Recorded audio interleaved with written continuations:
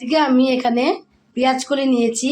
পেঁয়াজকলি তো তোমরা তরকারি তারপর তো ভাজা অনেকেই খাও, কিন্তু অন্যরকম করে কিন্তু খাওয়া হয় না।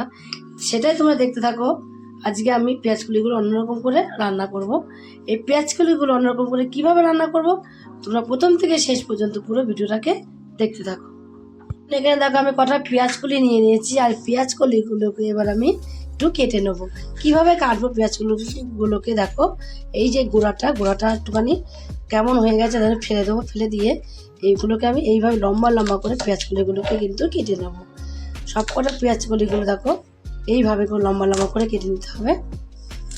ছোটো ছোটো করে কাটলে হবে না, তোমরা কিন্তু ছোটো সাইজে করতে পারো, সেটা তোমাদের ব্যাপার, কিন্তু লম্বা লম্বা করে নিলে কিন্তু বেশি ভালো হবে। সব পেঁয়াজকলিগুলো দেখো আমি একই রকম করে কেটে নিয়েছি এইভাবে লম্বা লম্বা করে। এবার এই পেঁয়াজকলিগুলোকে একটা বোলের মধ্যে আমি তুলে ধুয়ে নেব। কেউ কত এখানে আমি একটা যে থালা নিয়েছি, এই থালার মধ্যে পেঁয়াজকলিগুলোকে যে ধুয়েছিলাম এইভাবে আমি ছড়িয়ে দেবো, যেন পেঁয়াজকলির মধ্যে কোনো রকম জল না থাকে। এর মধ্যে কিন্তু অনেক জল থাকে, তার জন্য একটুখানি ছড়িয়ে দিতে হবে। ছড়িয়ে দিলে জলটা ভালোভাবে এইভাবে ঝরে যাবে। আর কিছু সময় এইভাবে আমি রেখে দেবো, 5 মিনিট মতন রাখলে কিন্তু জলটা ভালো মতন ঝরে যাবে। পেঁয়াজকলিগুলোকে আমি জল ঝরাতে এক সাইডে রেখে দিয়েছি। সাইডে রেখে একটা বোল নিয়ে নিয়েছি। এই বোলের মধ্যে নিয়ে নেবো। দেখো এখানে 60 গ্রাম 2 কাপ এখানে আমি বেসন নিয়ে নিয়েছি। যতটা এখানে আমি বেসন নিয়েছি তার 4 ভাগের 1 ভাগ এখানে আমি দিয়ে দেবো চালের গুঁড়ো। চালের গুঁড়োটা দিলে অনেকটা ক্রিস্পি হবে। চালের গুঁড়ো দেওয়ার পরে এবার আমি দিয়ে দেবো এর মধ্যে যতটা লাগবে পরিমাণ মতো লবণ দিয়ে দেবো হলুদের গুঁড়ো অল্প করে। এখানে 1 চামচ 1/2 চামচ এখানে আমি লঙ্কার গুঁড়ো দিয়ে দিয়েছি। অল্প করে একটু ভাজা জিরের গুঁড়ো এর মধ্যে দিয়ে দেবো। আর দেবো স্বাদ বাড়ানোর জন্য এখানে আমি ম্যাগি মশলা দিয়ে দিয়েছি, অল্প করে দিয়েছি। এখানে আমি একটু গরম মশলা দিলে তো রেস্টুরেন্টের খাবার বাড়িতেই চলে আসবে, তোমার বাড়িতে বসে পেয়ে যাবে। তাও আবার সাইনরাজের শাহি গরম মশলা একটু দিয়ে এবার একটু মিশিয়ে নেবো। চামচ দিয়ে মিশানোর পরে এর মধ্যে অল্প অল্প জল দেবো। জল দিয়ে একটা ব্যাটার তৈরি করে নেবো। আগে মিশিয়ে নিয়েছি, তবে এবারে অল্প অল্প জল দেবো। অল্প জল দিয়ে ব্যাটারটাকে তৈরি করতে হবে। বেশি পাতলা হয়ে গেলে কিন্তু ব্যাটারটা হবে না। আর জল বেশি একবারে দেওয়া যাবে না, অল্প জল দিতে হবে। আর এভাবে ভালোভাবে একটু মিশিয়ে নিতে হবে।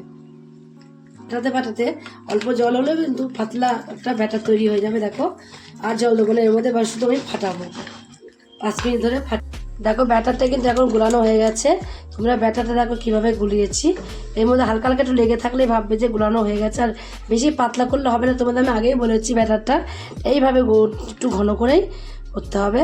আর যত ফাটাবে, আমি 5 মিনিট ধরে ফাটিয়ে নিয়েছি, তোমরা যত ফাটাবে তত কিন্তু বেশ খেতে ক্রিস্পি হবে, ভালো হবে। ব্যাটারটা গুলিয়ে নিয়ে আমি এখানে অল্প একটু কালো জিরে দিয়ে দিয়েছি। কালো জিরেটাকে দিয়ে একটু মিশিয়ে নেবো। কালো জিরেটাকে দিয়েও কিন্তু এখন আমার মিশানো হয়ে গেছে। এবার কি করব দেখো, এর মধ্যে যেই পেঁয়াজকলিগুলোকে আমি কেটে ধুয়ে জল ঝরাতে দিয়েছিলাম সেই পেঁয়াজকলিগুলোকে এখানে নিয়ে নেব।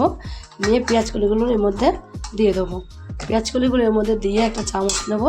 চামচ নিয়ে আগে এইভাবে আমি একটু পেঁয়াজকলিগুলো দিয়ে ভালোভাবে মিশিয়ে নেব। মিশিয়ে নিয়ে দেখো পেঁয়াজকলিকাটা আমি তুলছি যে ব্যাটারটা কেমন গুলিয়েছি পেঁয়াজকলির মধ্যে চলে আসছে। এইভাবে কিন্তু চুবিয়ে এদিকে আমি ব্যাটারটা গোলাতে দেখো গ্যাসে একটা ফ্রাই প্যান বসিয়ে দিয়েছি।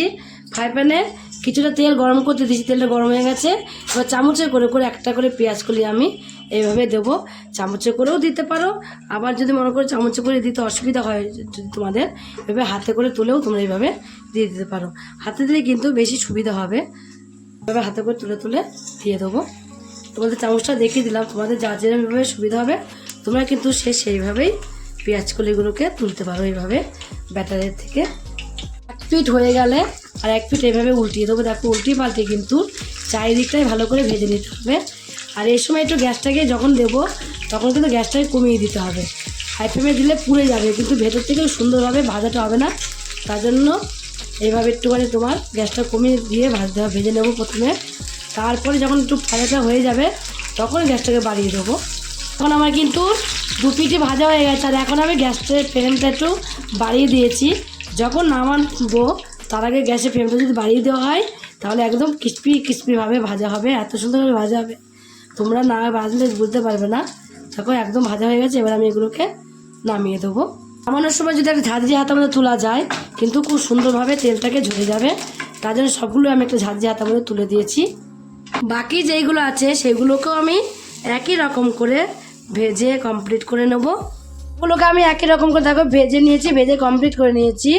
কমপ্লিট করে তোমরা কিন্তু চা কফির সাথে খেতে পারো, আবার তোমরা এই সসের সাথেও খেতে পারো। তোমরা যাদের যেমন ইচ্ছা হবে তোমরা সেই ইচ্ছা মতনই কিন্তু তোমরা এটা খেতে পারো।